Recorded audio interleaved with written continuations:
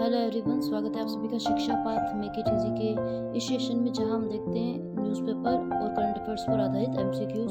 चलिए शुरू करते हैं हमारा सेशन।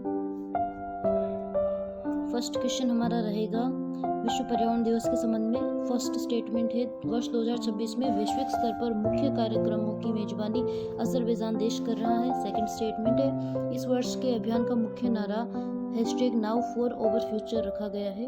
फर्स्ट स्टेटमेंट हमारा बिल्कुल करेक्ट है, सेकंड स्टेटमेंट हमारा इनकरेक्ट है, क्योंकि इस साल का नारा नाउ फॉर क्लाइमेट रखा गया है।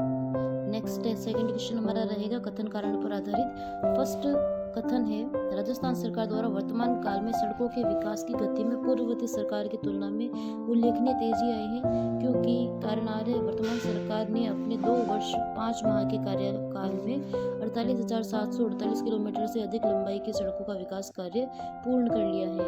ए और आर दोनों ही हमारे सही है, आर ए की सही व्याख्या करता है। थर्ड क्वेश्चन हमारा रहेगा, मुख्यमंत्री भजनलाल शर्मा द्वारा प्रस्तावित रोड कनेक्टिविटी के संबंध में कथनों पर विचार कीजिए। फर्स्ट स्टेटमेंट है, क्षेत्रीय संपर्क को बेहतर बनाने के लिए जालोर झालावाड़, श्रीगंगानगर कोटपुतली, अजमेर बांसवाड़ा के बीच बेहतर कनेक्टिविटी पर चर्चा की गई। सेकंड स्टेटमेंट है, जयपुर शहर के ट्रैफिक को सुचारू बनाने के लिए रिंग रोड के दक्षिणी हिस्से की योजना की समीक्षा की।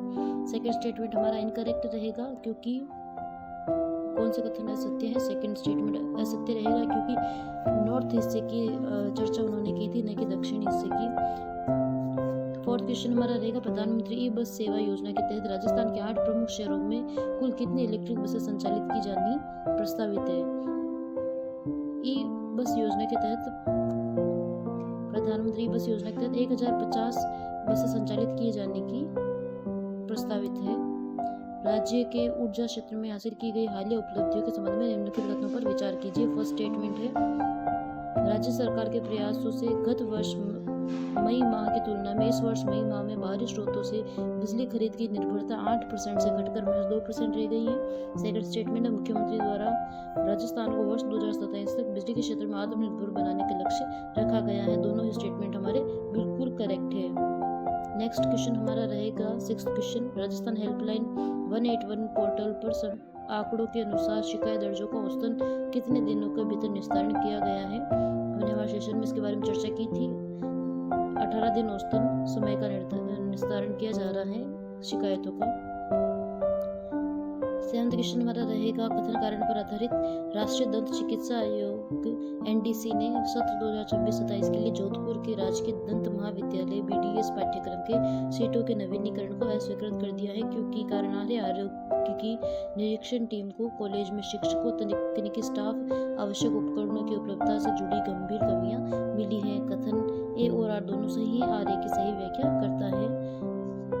नेक्स्ट क्वेश्चन हमारा रहेगा 8th क्वेश्चन, जयपुर में सहकारी परिवहन व्यवस्था को बढ़ावा देने के लिए किस नाम से डिजिटल मोबिलिटी ऐप प्लेटफॉर्म का ट्रायल शुरू किया गया है? जयपुर में सहकारी परिवहन को बढ़ावा देने के लिए भारत टैक्सी की शुरुआत की गई है। नेक्स्ट क्वेश्चन हमारा रहेगा औद्योगिक अपशिष्ट प्रबंधन CPCB फ्रेमवर्क के संबंध में निम्नलिखित कथनों पर विचार कीजिए। फर्स्ट स्टेटमेंट है, देश भर में खतरनाक औद्योगिक कचरा उत्पन्न करने वाले राज्यों में राजस्थान पहले स्थान पर है। सेकंड स्टेटमेंट है, राजस्थान के जिलों जैसे चित्तौड़गढ़ में सीमेंट उद्योग के कारण सर्वाधिक 3.93 लाख टन औद्योगिक कचरा उत्पन्न होता है। इसमें हमारा सेकंड स्टेटमेंट बिल्कुल करेक्ट है, फर्स्ट स्टेटमेंट गलत है, क्योंकि राजस्थान का सर्वाधिक खतरनाक औद्योगिक कचरा उत्पन्न करने वाले देश में राजस्थान का 6ठा स्थान है, न कि पहला स्थान है। सेकंड स्टेटमेंट ही हमारा करेक्ट रहेगा। नेक्स्ट 10th क्वेश्चन हमारा रहेगा, संस्कृति युवा संस्थान द्वारा 10 जून को आयोजित होने वाले 13वें भारत गौरव अवार्ड समारोह में का आयोजन किस देश में किया जा रहा है? ऑस्ट्रेलिया के मेलबर्न में इसका आयोजन किया जा रहा है संस्कृति युवा संस्थान द्वारा भारत गौरव अवार्ड्स का।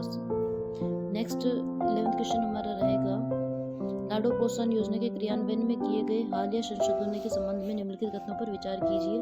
फर्स्ट स्टेटमेंट है, योजना के तहत अब द्वितीय एवं आगामी किस्तों का भुगतान स्कूल दर्पण पोर्टल शाला दर्पण के माध्यम से ऑनलाइन किया जाएगा। सेकंड स्टेटमेंट है, योजना की 7वीं और अंतिम किस्त बालिका के वयस्क होने पर उसके स्वयं के बैंक खाते में जमा की जाएगी। दोनों ही स्टेटमेंट हमारे बिल्कुल करेक्ट है।